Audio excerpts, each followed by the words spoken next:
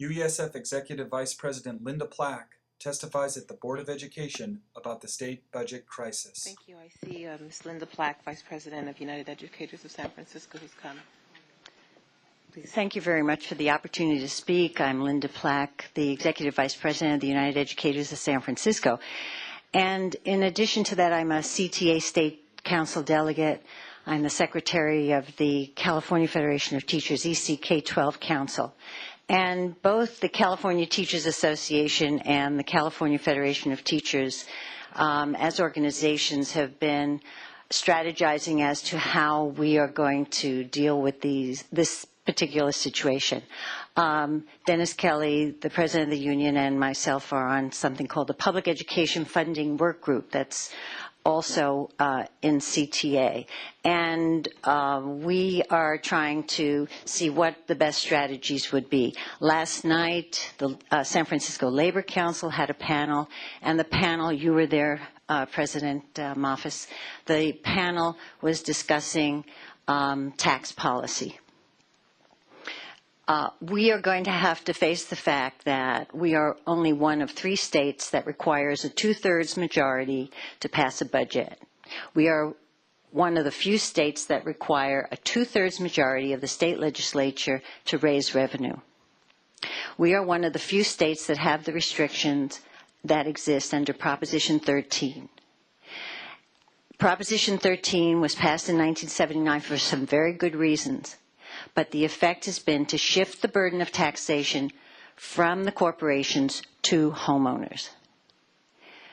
We have seen in the last couple of years that the tax burden on corporations have been reduced in many other ways. We are one of the few states that does not have an oil severance tax. And I can go on and on and on.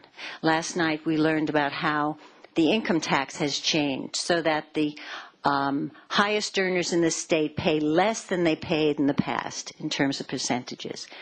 There are so many inequities that have to be dealt with.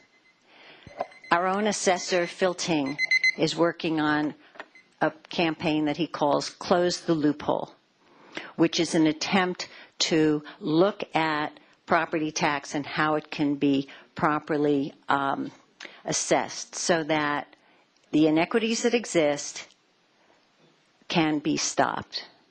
How are we going to do this? At the present time, one of the few measures that we have is to put initiatives on the state ballot. If I had one wish, it would be to eliminate that process because I think it's a very destructive process, but it is what we have to use. There is a possibility that there will be initiatives on the November 2010 ballot. Many organizations are looking at the 2012 ballot because of the necessity to raise so much money to deal with this when you are fighting the people who have the money, the people who have the ability to campaign against you. One of the metaphors that was used last night was the metaphor of a megaphone. We could have the loudest megaphone, but we don't. If we organize ourselves, if the parents, if the students. The students at UC, at CSU, community colleges, those students are beginning to get organized. Why? Because their programs are being devastated, the tuitions are going up, the promise that we have for our students is being destroyed. The dreams are being destroyed. Maybe we all need to be a little angrier than we are. Of course, if you look at what's going on in our classrooms, you know that our teachers are working as hard as they can. And we are going to ask that you not put the burden of these cuts on the backs of the teachers and the classrooms. Now, I know you think that's the only place.